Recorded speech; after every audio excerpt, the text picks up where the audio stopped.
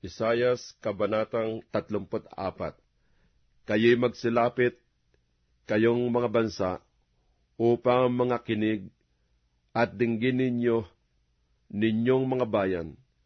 Dinggin ninyo ng lupa at ng buong narito, ng sanglibutan, at ng lahat na bagay na nagsisilitaw rito.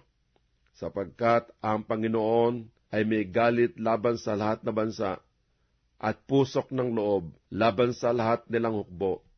Kaniyang lubos na nalipol sila, kaniyang ibinigay sila sa patayan.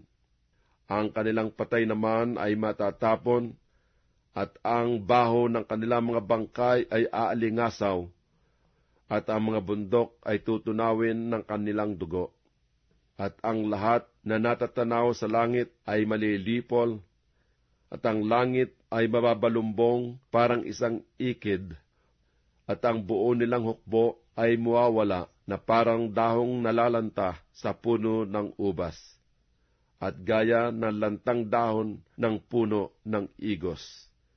Sapagkat ang aking tabak ay nalango sa langit, narito, yaoy bababa sa Edom, at sa bayan ng aking sumpa sa kahatulan.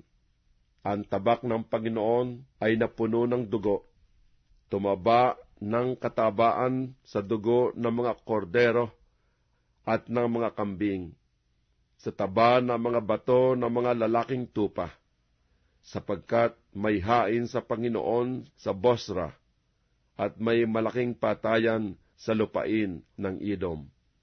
At ang mga mailap na baka ay magsisibabang kasama nila, at ang mga baka na kasama ng mga toro, at ang kanilang lupain ay malalango ng dugo, at ang kanilang alabok ay tataba ng katabaan.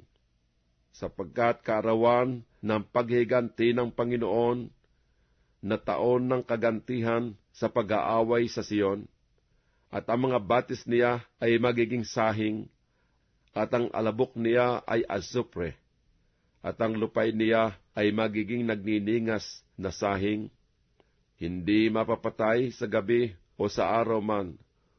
Ang usok niyaon ay iilan lang magpakilanman, sa buong panahon ay malalagay na sira, walang daraanan doon magpakilan paman. Kundi aariin ng ibong pelikano at ng hayop na irizo, at ang kuwago at ang uwak ay magsisitahan doon, at kaniyang iuunat doon ang panukat na pising panglito, at ang pabatong pangwala ng tao.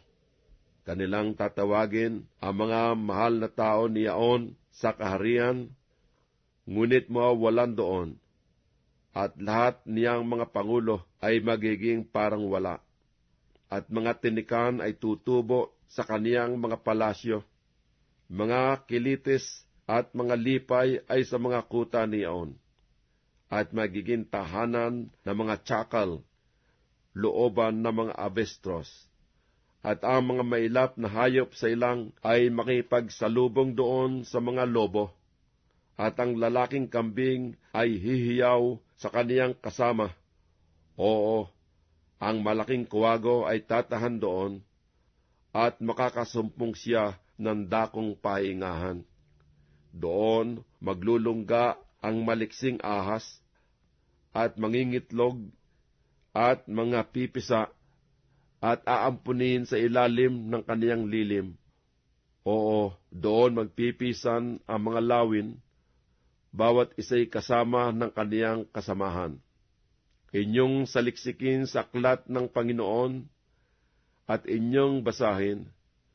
Kahit isa sa mga ito ay hindi magkukulang. Walang mga ngailangan ng kaniyang kasama, sapagkat iniutos ng aking bibig, at pinisan sila ng kaniyang espiritu, at kaniyang pinagsapalaran, at binahagi ng kaniyang kamay sa kanila, sa pamamagitan ng pising panukat. Kanilang aariin magpakilanpaman, sa salit-saling lahi ay tatahan sila roon.